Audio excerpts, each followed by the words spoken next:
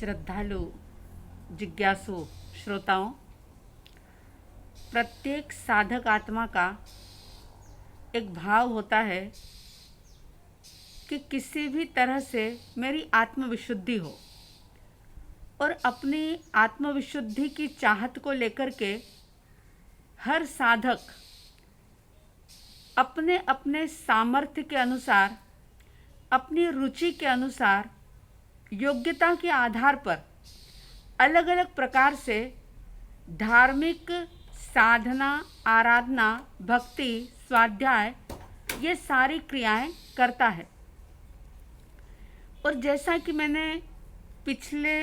अपने प्रवचन में भी बताया था कि सबसे सीधा और सरल मार्ग है आराधना का, और शास्त्र भी ये कहते हैं कि परमात्मा की स्तुति करने से, परमात्मा की भक्ति करने से हमारे आत्मा की विशुद्धि होती है, अनंत अनंत कर्मों की निर्जरा होती है। तो हमारे मन के अंदर एक सवाल पैदा हो सकता है कि आराधना करने के लिए सबसे सहज सरल तरीका कौन सा है, जिसमें हमारा स्वाध्याय भी हो, हमें अपने स्वरूप की पहचान भी हो, और अपने स्वरूप की पहचान के साथ साथ हमारे भीतर की विशुद्धि भी हो। तो ऐसा सहज सरल मार्ग कौन सा है? अगर हम स्वाध्याय की बात करें तो सूत्रकृतांक सूत्र का 6वां अध्याय, जिसको कि विरत्थुई के नाम से, पुच्छिसुणम के नाम से जाना जाता है, और ये विरत्थुई पुच्छिसुणम जिसके अंदर श्रमण भगवान महावीर स्वामी जी के आंतरिक गुणों का, उनके आत्मिक वैभव का बड़ा ही सुंदर तरीके से जिक्र किया गया है। और जब हम बार बार उन गुणों का कीर्तन करते हैं, उन गुणों के बारे में चिंतन करते हैं, तो स्वाभाविक है कि जैसा हम कीर्तन करेंगे, जैसा हम चिंतन करेंगे, और उस चिंतन के साथ साथ हमारा भीतर जो है, हमारा अंतर जब उन परमात्मा के चरणों में झुक जाता है, तो फिर क्या होता है कि वंदे तद्गुण लब्धे, जिनको हम वंदन करते हैं, जिनकी स्तुति करते हैं, वे ही गुण हमारे भीतर भी प्रकट होने लग जाते हैं। बहुत दिनों से बहुत सारे श्रद्धालु भाई बहनों का ये आग्रह था, निवेदन था कि विरत्थुई पर, पुच्छिसुणम पर बात की जाए, क्योंकि चाहते तो सभी लोग हैं कि हमारा जीवन के अंदर स्वाध्याय हो, आराधना हो, भक्ति हो और आत्मा की विशुद्धि हो, लेकिन कई बार उच्चारण शुद्ध नहीं होने के कारण से व्यक्ति वो स्वाध्याय नहीं कर पाता। तो आज से हम प्रारंभ कर रहे हैं विरत्थुई। ध्यान रहे, हमारे 11 अंग जो है, उसका दूसरा अंग जो कि सूत्र कृतांग सूत्र है,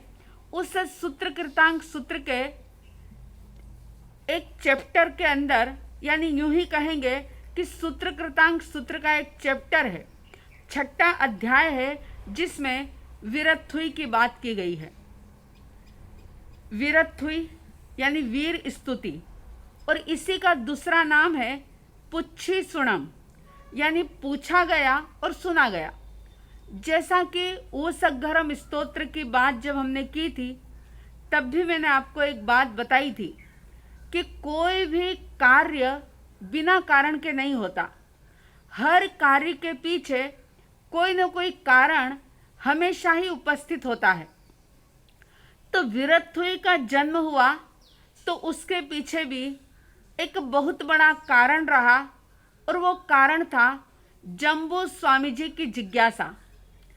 इस विरत्थुई के अंदर श्रमण भगवान महावीर स्वामी जी के आंतरिक वैभव का, उनके आत्मिक गुणों का बखूबी वर्णन किया गया है आर्य सुधर्मा स्वामी जी के द्वारा। सुधर्मा स्वामी जी जो कि 11 गणधरों में पंचम गणधर थे, और पंचम गणधर तो थे ही, लेकिन एक विशेष बात ये थी कि परमात्मा महावीर स्वामी जी के निर्वाण के बाद सर्वप्रथम आचार्य होने का, जिन शासन का नेता होने का सौभाग्य भी आर्य सुधर्मा स्वामी जी को मिला था। और सुधर्मा स्वामी जी की वाणी से, उनके उपदेश से जम्बू कुमार बड़े ही प्रभावित होते हैं। न सिर्फ प्रभावित हुए लेकिन भीतर से प्रकाशित हो गए, क्योंकि साधु संतों का, सच्चे संतों का लक्ष्य जो है वो किसी को प्रभावित करने का नहीं होता। वो तो उपदेश भी इसलिए देते हैं, संदेश इसलिए देते हैं कि हर व्यक्ति भीतर से आलोकित हो जाए, प्रकाशित हो जाए। जब आर्य सुधर्मा स्वामी जी का उपदेश यानी जिनवाणी जब जम्बू कुमार ने सुनी, तो जैसा कि आप सभी जम्बू कुमार के बारे में जानते हैं कि उनकी 8 कन्याओं के साथ शादी तय हो चुकी थी। और जब उन्होंने वाणी को सुना, वैराग्य आया, लेकिन पिता के, माता के आग्रह के कारण से उन्होंने शादी की। और शादी होने के बावजूद भी उनके वैराग्य में किसी प्रकार का कोई अंतर नहीं आया, क्योंकि पक्का रंग लगा हुआ था, दृष्टि मिल गई थी, सही समझ उद्घाटित हो गई थी। इसलिए वे किसी भी प्रकार के प्रलोभन में लुभाते नहीं हैं। और शादी होने के बाद पति और पत्नी का यानी जम्बू कुमार और उनकी 8 पत्नियों के साथ उनका वार्तालाप होता है। और ये बात मैं अक्सर कहा करती हूँ कि हमेशा भोग और योग के बीच में जब भी द्वंद्व होता है, युद्ध होता है, तो लगता ऐसा है कि भोग जीत जाएगा, लेकिन भोग कभी जीत नहीं सकता, भोग कभी भी नहीं जीतता। आखिर विजय जो है वह योग की ही होती है। जम्बू स्वामी जी का वैराग्य ऐसा था कि उनके वैराग्य का ऐसा असर हुआ कि उनकी 8 ही पत्नियां कहती है कि आप जिस मार्ग पर जा रहे हो उसी मार्ग पर हम भी चलेंगे। और इतना ही नहीं, जम्बू कुमार के माता पिता, उन 8 ही कन्याओं के माता पिता, और उसी रात जम्बू कुमार के घर में जो प्रभव चोर अपने 500 साथियों के साथ चोरी करने के लिए आया था, जम्बू कुमार की और उनके पत्नी के बीच होते हुए वार्तालाप को सुनकर के उसकी भी चेतना जाग जाती है। सोचिए क्या दृश्य होगा कि एक साथ 528 लोग सुधर्मा स्वामी जी के पास संयम अंगीकार कर लेते हैं। और उस जमाने के इतने धनवान परिवार से बिलोंग करने वाले ऐसे जम्बू कुमार जब साधु बन गए और गोचरी लेने के लिए, भिक्षा लेने के लिए, क्योंकि अहंकार को तिलांजलि दे दी, मैं बड़े बाप का बेटा हूँ या मैं अमुक इतने वैभव का स्वामी था और मैंने दीक्षा ली, ऐसा अहंकार उनके मन में नहीं था। क्योंकि वो ये जान चुके थे